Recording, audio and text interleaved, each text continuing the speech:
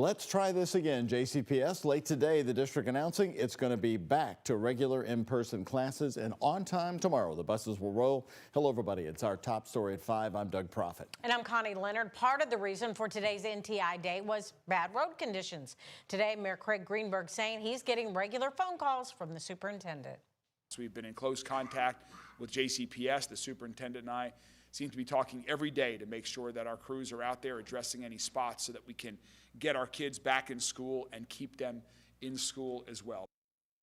Now, again, part of the reason for the switch back to NTI is because your side street probably looks just like this one in the Taylorberry neighborhood.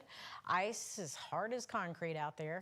It is really still so bad that a Louisville Metro Council member is now pushing for more money in next year's budget to plow these roads and hire more public works employees. Our Ian Hardwick and photojournalist Jessica Farley found where one bus was towed out on Tuesday. Taking JCPS students home in the Wilder Park neighborhood, this bus needed help out of an icy rut. Bus routes should be cleared out. Pamela J. Lee took the video out of her front window after picking up her kids. She'd rather see them in school than look at the slick street all day. Because missing out on work means my kids are missing out on food.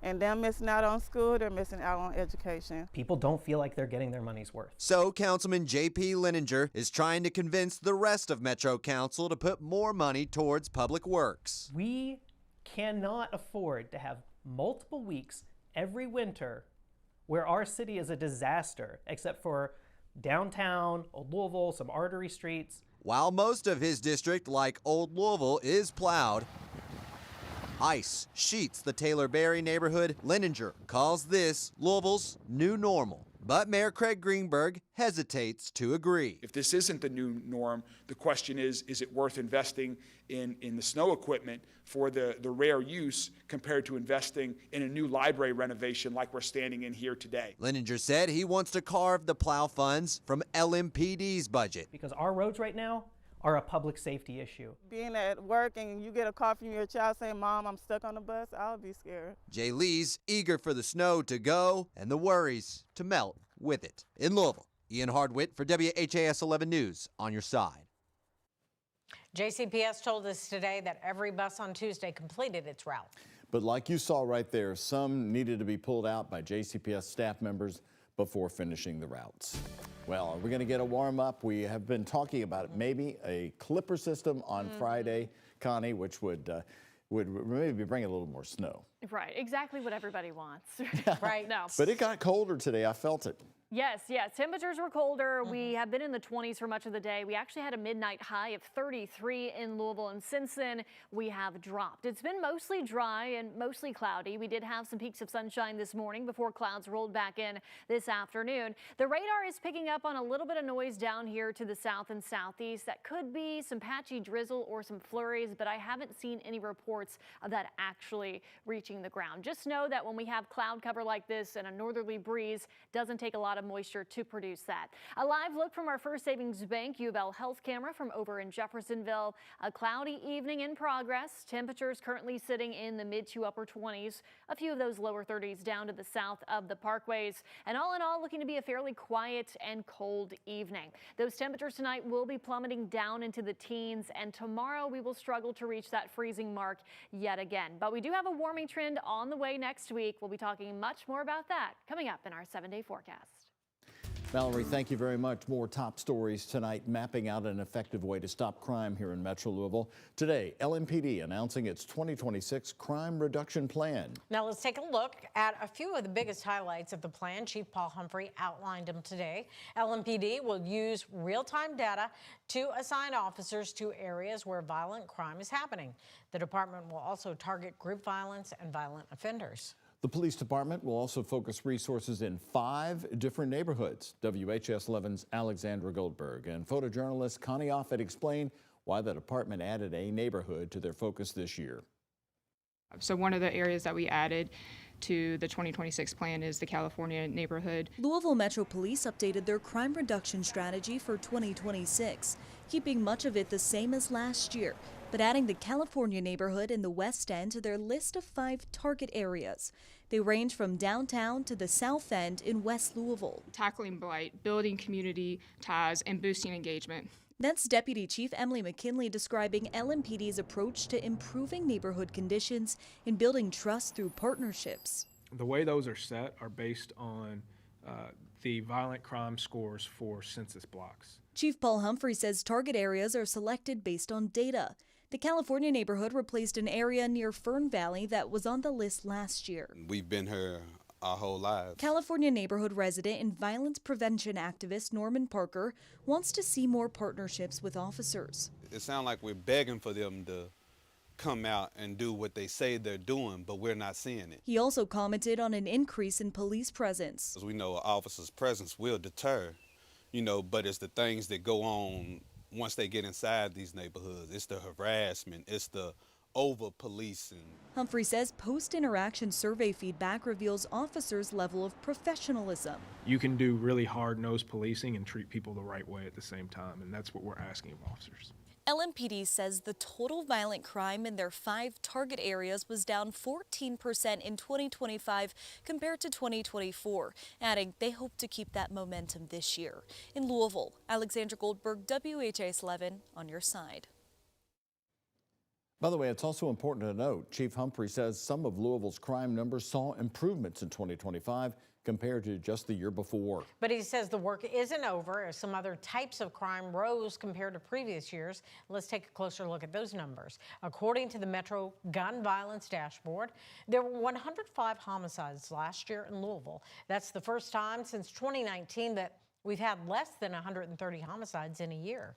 Now, also last year, taking a look at burglaries of homes and businesses went down along with auto theft. However, the theft of items out of cars did go up, which the chief called very concerning. Today, Metro Police also highlighted some technology that it's using to increase public safety measures, such as its drone unit.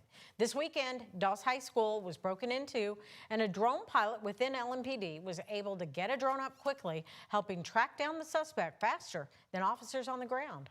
This drone actually spotted this person running out, saw where they hid from officers as officers passed by, was able to give an update to those officers and have officers close in a very safe and controlled manner, as well as be able to collect the evidence at the end of it. Human life. Chief Humphrey also highlighted that LMPD flock cameras assisted in tracking down robbery suspects as well. You can read more about the new 2026 crime plan from Metro Police and everything else discussed at today's meeting in this story on our website, WHAS11.com. You can also read about it on the WHAS11 app. New today, the act named after murder victim Crystal Rogers of Bardstown is now heading to the full Kentucky House. Rogers' mother, Sherry Ballard, was on the House floor today addressing the House Standing Committee.